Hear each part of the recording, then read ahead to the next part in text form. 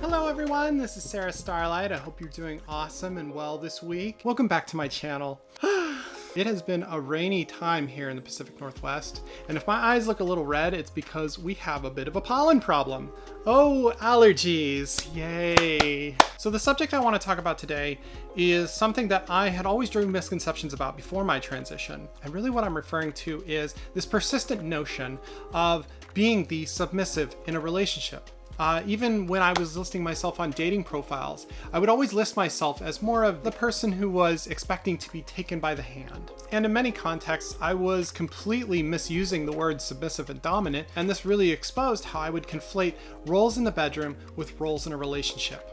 And so I began to unpack this idea. Why am I beholden to these preset notions and ideals? My initial understanding asserted a somewhat imbalance of power within the relationship dynamic, that women were more of the submissive, not necessarily physically, but more into that role. And I think a lot of what I chalk this up to, I guess in bold terms, I've never truly been in love.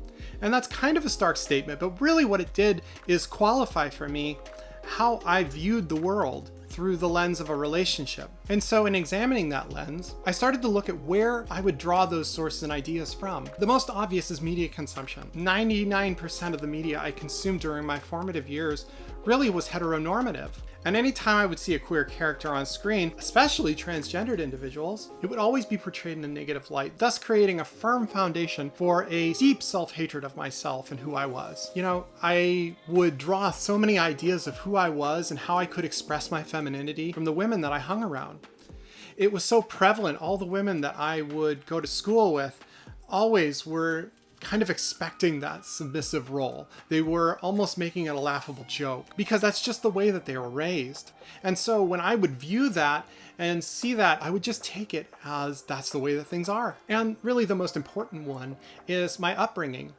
As I've discussed in other videos, I was brought up in a very faith-based community. In this, it kind of informed how I was to perform in the rest of the world. From a core level, I was raised very Christian, but my father and mother were also raised in a Catholic environment. And so really what I was left with was this patriarchal, top-down view of a heteronormative world. And really to a certain extent, I'm still always battling that perceived shame as an offshoot of that. And so what is it really about this that makes me want to be such a Mary Sue? You know, am I placating this role in deference to my parents to defer any more shame than I've already brought upon them? Was I respecting this out of deference to what I had perceived was a normal relationship? And up until this point, I as a trans woman had thought that the onus really was on me to defer the awkwardness already associated with my transness by somehow placing heteronormative values upon my seemingly homosexual relations. And this argument really assumes that my transness should be viewed as awkward and not normal, which it should not in any respect. And that's something I think for people in the LGBTQ community, especially for those of us who were brought up in communities of faith. I can't ever really truly get rid of the shame. I can't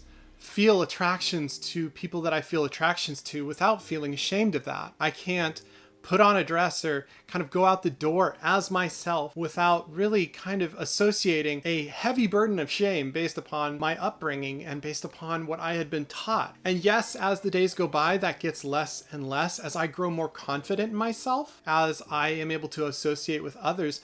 But for those of us in the community, it's kind of understood that that shame exists, which it absolutely should not. And really my feminist values, nay, my human values, dictate a power equity in the relationship, an equality of sorts. It's not that I'm beholden to my future partner. It's not that I am submissive and that individual will be dominant. And that really what was abnormal is the antiquated ideas of my forefathers.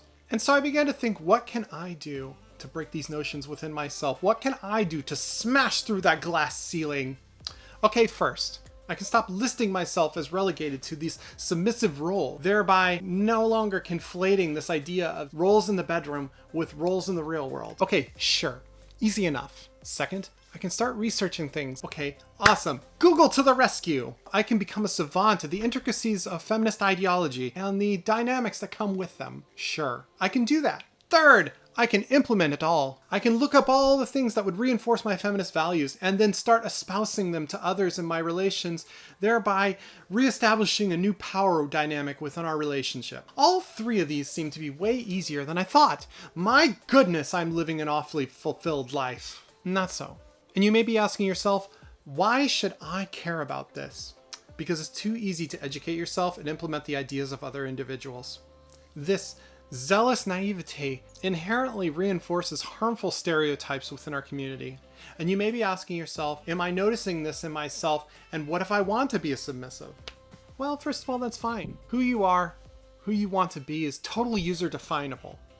However, for me, it wasn't that I actually was living my own ideas, I was living the ideas of someone else. And that's where the real problem lies. I didn't have a choice to form my own true opinions of what I thought was a normal, healthy relationship. And so really what I was replaced with was this conflation of Christian ideology, heteronormative values that not only supported a patriarchal view of the world, but also inadvertently supported these ideas that harm women in general. They enable physical abuse, they enable untenable standards of living, they enable beauty standards that are detrimental to women, to say nothing of they enable abusive relationships in the bedroom. It is self-defeating garbage, and I can't stand to live like that any longer. And I can't stand to see other trans women fall into that. Because as I used to surf a lot of these online message boards where a lot of us tend to congregate when we don't have validation out in the real world, I noticed that there seemed to be this common pattern in a lot of trans women that I knew. That this almost became like somewhat of a submissive fantasy for them. And in this, I think it was kind of a coping mechanism. Because there's already enough awkwardness around our transness. There's already this perceived shame that we associate ourselves with. I'd really like to recommend a book for you guys on this subject. She's one of my favorite authors. Her name is Serano, and she published a book many years ago called Whipping Girl. And when I was first beginning to come to my own conclusions about who I was and how to express myself, I started reading this book. And one of the chapters really hit home for me on this topic, and I'd like to read a passage from it. At some point, all of us who identify as female have to come face to face with our own internalized misogyny. And when people ask me what has been the hardest part of being a transsexual, expecting me to say that it was coming out to my family or the growing pains of going through a second puberty, I tell them that the hardest part by far has been unlearning lessons that were etched into my psyche before I ever set foot in kindergarten. The hardest part has been learning how to take myself seriously when the entire world is constantly telling me that femininity is always inferior to masculinity. And hearing this was huge for me because I totally identified with it. Really, all the things that I was taught when I was a kid were reinforcing these misogynistic ideas of how I should be as a person. And in this, it led to the fourth thing, and the most important thing that I needed to do. I needed bravery to step outside of the harmful ideologies and worldviews that had created a mental prison for me and my view of relationships. And most importantly, I needed love for myself to protect the fragility of my own ego when I fell back into those modes of thinking. Because at the end of the day, this is a journey. I can't flick a switch and say that I can easily implement these ideas in a single day. Because again, as easy as it is to say these things, it's entirely another to live them. And as scary as it is for me to say this, it's truly the only way I know I'm growing as a person. And so I'm curious, what do you think? Do you notice yourself assigning heteronormative values to your own relationships? Do you like them? Is this what you like? Are these relationship standards the things that you do like? What do you appreciate about them? What don't you appreciate about them? Feel free to leave your thoughts in the comments below.